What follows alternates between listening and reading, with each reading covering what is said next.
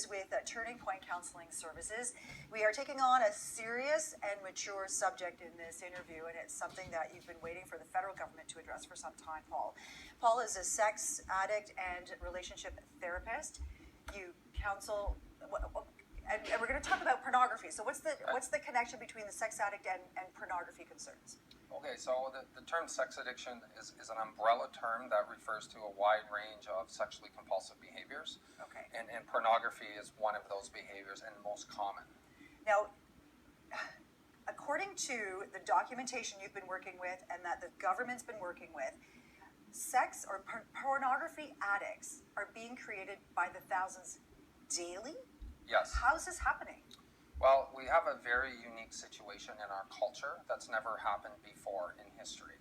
And that is that we have more people have more access to unrestricted hardcore sexual material than at any time in our culture. So an MP Arnold Veirsen brought forth a motion to the Standing Committee on Health. This is a federal body, and said, hey, look, we haven't done a study on pornography since 1985. Wow. And that's 32 years ago, pre-internet. Everything has changed, and we need to start taking a look at the impact on our society of this phenomenon of total unrestricted access. Okay, so but moving forward, what with this study is it hoping to maybe achieve? Just to know the impacts? Because then where do you go? Right. So what happened is witnesses have been called forth, and in the last 2 weeks have been presenting to the standing committee. And these are professors, neuroscientists, people that work with women's advocate groups, teachers, and they are presenting the evidence on how this is harming with recommendations. Okay. What are some of the harms that we are seeing? And this is being reported globally. Different countries are studying this now. Right. It's a great question. So myself personally, I work mostly in the front lines with people that are addicted to pornography, and then of course the fallout on their relationships.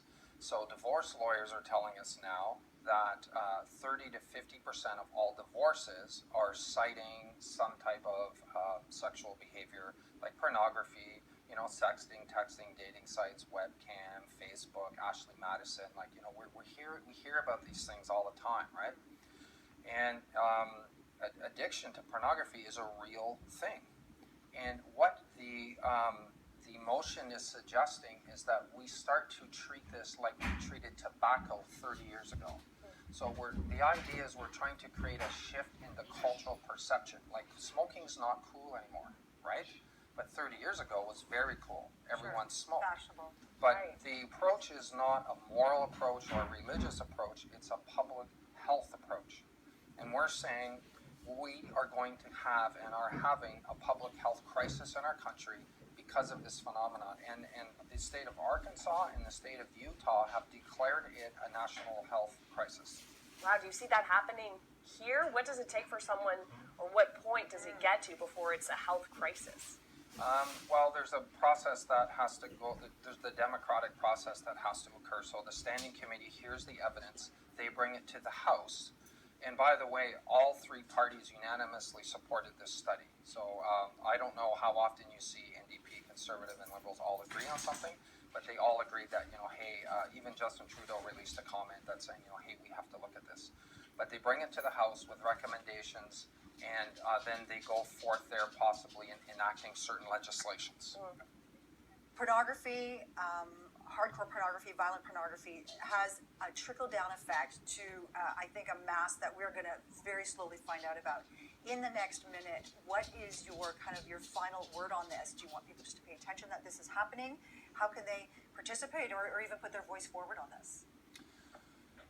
That's a great question. I think that we can write our local MPs and say we support motion M-47. And for the viewers, that most of your viewers will have never heard of this, so please go Google it. Yeah, absolutely. And that will give you the information you need. And also, just start to really, I think we're at the stage of just raising awareness for people to say, hey, this is an issue. And also for parents, it's very important, and I think we're going to talk about this in another show, but how can we protect our children from this? We will. We will have that interview tomorrow with Paul Laverne about protecting your children online. And Paul Laverne is a sex addict and addiction and relationship therapist. He's with Turning Point Counseling Services, and the information you bring us is so vital. Thank you very much, Paul. Thanks for having me.